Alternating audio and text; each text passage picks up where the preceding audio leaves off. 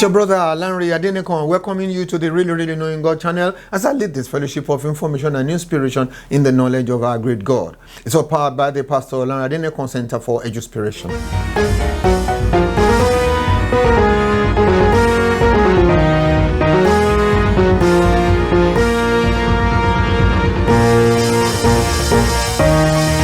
This is the Daily Gem Devotional, making you a gem to your generation, gemstone upon the crown of Jesus. We're sharing truth this morning on how to make a motivation effective, coming from Joshua chapter 1 through 13. We want to pray together right now. Father, we bless your name, God. Thank you, and thank you in all the ways that you have helped us here. Take all the praise, take all the glory in the mighty name of Jesus. We ask, oh God, that by your grace, as we go on into our new book, and beginning from this morning, you will help us all the way through this book in the name of Jesus Christ. Thank you, Father God. In Jesus' holy name we pray.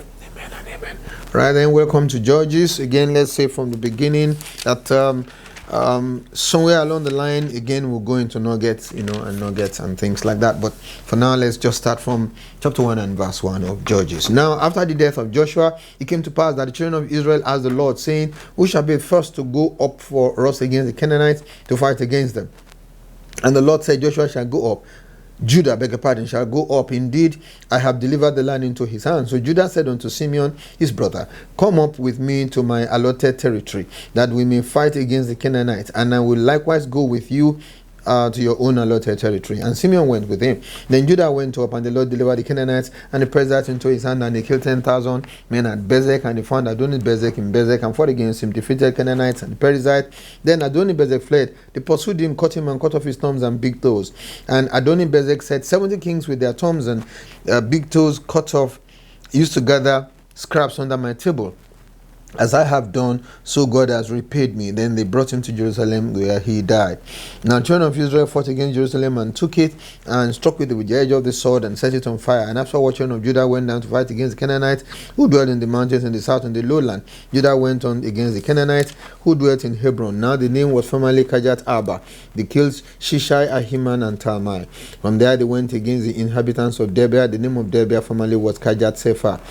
And then Caleb said, whoever attacks Kirjat Sefer and takes it to him, will I give my daughter Aksah as wife. And Othniel, the son of Kenaz, Caleb's younger brother, took it, so he gave him his daughter Aksah as wife. That's where we're going to read up to today.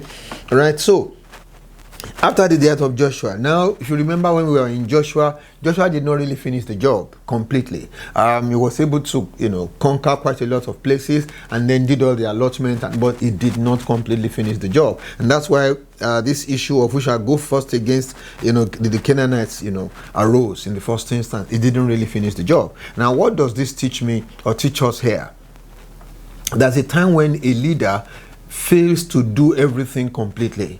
A pastor, a leader of some ministry, for whatever reason, there's a time when he hasn't fully succeeded. He hasn't succeeded 100%. And then some people go on to blame, it's the church, blame the pastor, blame the leader, blame this and blame that. Look, what we are saying here is this, that even when the leader has failed, it's a human being like anybody else. Why don't you just do your own bit and move things forward a little bit, rather than complaining and whining and all that?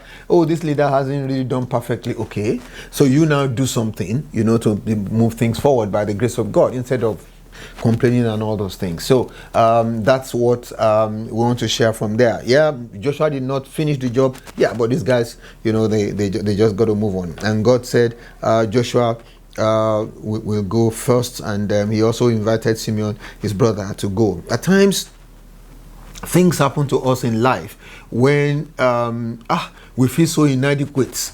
I cannot enter these shoes that this person has brought. These shoes are too large for me. Have you heard that idiom before? That somebody's shoes are too big for you to enter into. The shoes that he has left behind, they are too big for you to enter into, and but you got to move on. No matter how big the shoes are for you to enter, you got to move on. So where you find out that you cannot enter some shoes that's been left by somebody, and you still got to carry the shoes, don't bother to enter into them. Carry them and just move on along with them. And then you go on in your own shoes, no matter how small they are, or how not very nice they are. Go on in your own shoes, carry his own. At least they will be for you some motivation and some testimony and something to use to inspire yourself. Carry them and go on. Don't bother order to enter into that other person's shoes. And so in your own way, you can take your own little steps and still make your own mark. Maybe not quite be like the mark of the person who dropped the shoes. You still have been able to move forward by the grace of God. So don't feel intimidated, don't feel inadequate because of the person before you. I cannot really enter this person's shoes. Yeah, carry them, and you go along, in the name of Jesus Christ. In verse 3, I saw something there. Joshua said to Simeon, his brother, come up with me into my allotted territory that we may fight against the Canaanite, and I will likewise go with you at your own allotted territory. This is the kind of time when somebody is humble enough to know that getting a bit of help will be better. Yes, I can try a lot on my own, but if I get some help, it's still better. Hallelujah. And I think it's a good thing to learn from. A bit of humility here and there helps you a lot, because when you humble yourself, people are, able to help you. Another thing is that on the part of Simeon, I can see faith there, because you see, it says, I will follow you to your own allotment and fight, and when after the victory you follow me to my own. In other words, Simeon had faith along with Judah that Judah will be successful, will be victorious, and he will come back well, and then you can join me also, in what I am going to do, or what I also still need to do. Yeah, that's seeing with the eye of faith, believing in the other person, believing in God to help that other person, and we do need such things, especially in these our times. Believe God with the other person, and when it is well with him, he should use that his own wellness to support you when your turn arises. Praise the Lord. So that's, and Simeon went up with him, and by the power of agreement, by the power of cooperation and things like that, they were able to do a lot of damage. They killed so many people, found the king of Bezek, and then they cut off his big toes and thumbs and big toes, and he made a statement. Mainly the long and short of the statement is, whatever a man sows, the same he shall reap. And we still say that a lot in the New Testament and all that. So he went on and spoke about where he fought against the mountains and then against the lower parts, the lowland and all that. So we get to verse 12. Caleb now said, whoever attacks Kirjath Sepher and takes it, to him will I give my daughter Aksa as wife. And then Othniel took the challenge and got the job done. Now, what a way to motivate people. The way he motivated them was with his daughter. I can imagine the daughter was very, very beautiful, highly in the market, highly in demand, highly wanted by everybody. Okay, and that was what he used to motivate them. If the lady wasn't that beautiful or attractive or wanted by everybody, he probably would have used some other thing to motivate them. But this one that he used was very, very effective. Okay, and somebody, because of that, motivation, got the drive, went on, conquered that place, took it, and of course, he had to give his wife. And that's what leads us to talking about motivations today. Now, it is important for your motivation to be effective. It's important for what you are using to motivate to do the job, to deliver.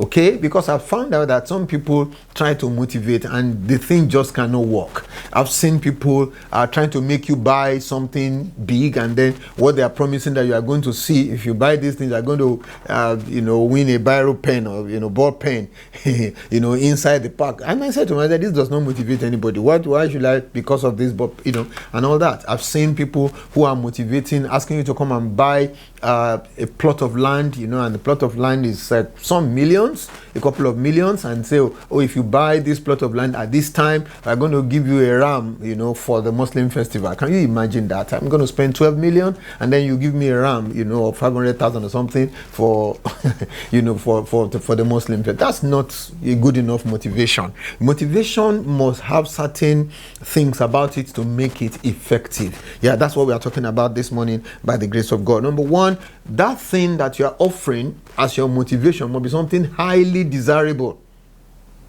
Must be highly desirable, so that when the person gets to hear, wow, this one, this is good, let me make an attempt, because it's so highly desirable. Look at the daughter here. The daughter must have been highly desirable. That's why I said, anybody who can do, I'll give him my daughter. He must have known that all the young men, everybody, that was the way they looked at that daughter, that was the way they flocked around that daughter and everything. So that was his motive, because he knew that the lady was highly desirable. So if you are going to motivate people, put something really, really highly desirable in there and use that to motivate them, and all. And then another thing is let it be greatly advantageous. Yeah, that if I get this thing, it's a big advantage to me. Big advantage in every way. If I can just get this thing, I have a huge advantage. Yeah. For example, look at that Caleb's daughter.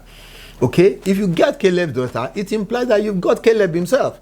Because we will see later as we read on, if you get Caleb's daughter, it's a great advantage because you now have direct access to Caleb himself, so you are able to get more things. This time around, he was promising his daughter, he still had lands under his control and things like that. If I get this one, it's a great, not only highly desirable, it's greatly advantageous because if I get this girl, I become an in-law to this person, I can get a lot of things even from this person, too. Those are the ways by which you motivate people. Things that are highly desirable or very, very attractive, things that you consider of huge advantage, okay? And finally, let the thing be opportunistic. Let this person be able to say to themselves, this is my chance. If I don't get it now, it may take me a long time to get it. This is my chance. Yeah, it's opportunistic. So when you give some motivation that has those three characteristics about it, is more likely to work, than some of these other examples I gave in the course of talking. That's what we are sharing this morning. So it's something for us to learn so that we can get a lot of things done or motivate people to get stuff done. The Lord bless you. Thank you very much for sharing time with us. Bless you.